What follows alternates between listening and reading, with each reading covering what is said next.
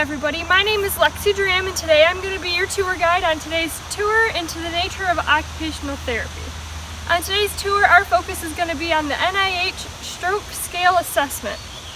Why is this assessment important, you may ask? Because it helps determine the severity of a stroke and also helps determine an individual's quality of life post-stroke. This assessment is only administered on the population of individuals who have experienced a cerebrovascular accident or a stroke. Because it would be really silly to do a stroke scale on somebody who's never experienced a stroke.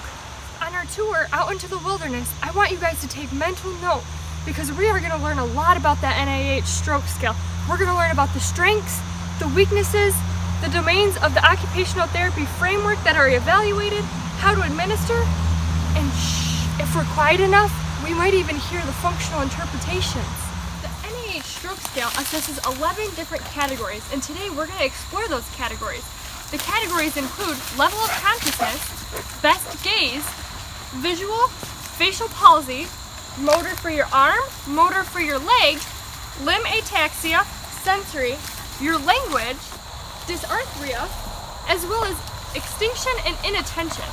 So let's go explore those categories. Let's explore. So first, we're going to test your level of conscious. So what are you doing today? I'm on this tour. I thought it'd be a little different. Okay. Are you enjoying yourself? I am. Oh, awesome. So next, can you tell me what month it is? It is the month of September. Perfect. And how old are you? 24. Great. So next, I'm going to have you squint your eyes and open them, almost like you got a bug in them. Great. Now, can you hold this in your right hand and release? And now I'm going to have you hold it in your left hand as well. Perfect. Thank you. So next, we're going to assess your best gaze. So I want you to follow this stick. Great. So since we don't have a lot of time on our tour, we're not going to do the full assessment because it does take a full 10 minutes just for the assessment portion. But we will talk about some of our domains that we evaluated. We evaluated some of the client factors like your body functions, and we also evaluated your performance skills like your processing skills, motor skills, and social interaction skills. Shh, do you hear that? I think it's the functional interpretations.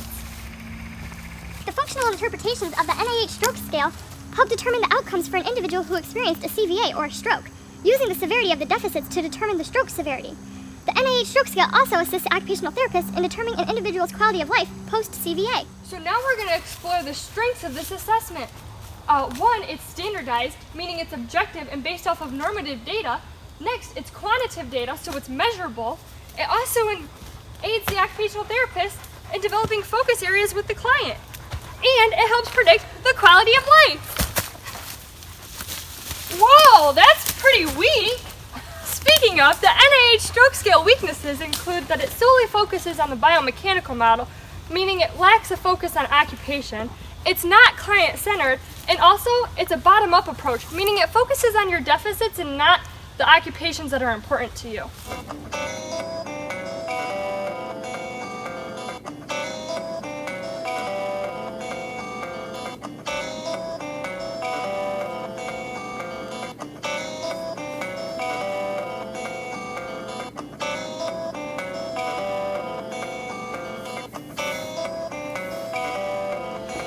To conclude our tour, the supplies that we need for this assessment include the NIH Stroke Scale Assessment Manual, as well as the NIH Stroke Scale Scaling Sheet. Now that our tour has ended, do you have any questions? Yeah, is the assessment valid and reliable? So it is valid for acute stages of recovery, but not for determining health status for the long-term outcomes of the stroke. For the reliability, the interreliability is actually pretty good for this, but scoring can be inconsistent, so it is important that the person is trained and knows the assessment. Awesome, those questions were great. Do you have any other questions? Yeah, so you said scoring. How do you score the assessment?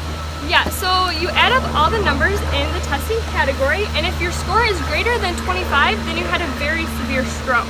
If it's between 15 and 24, the stroke is just considered severe. From 5 to 14, you had a moderate to severe stroke, and anything between 1 and 5 would be considered a mild stroke. And thanks for coming on my tour today. I hope you really enjoyed our tour about the NIH Stroke Assessment Scale.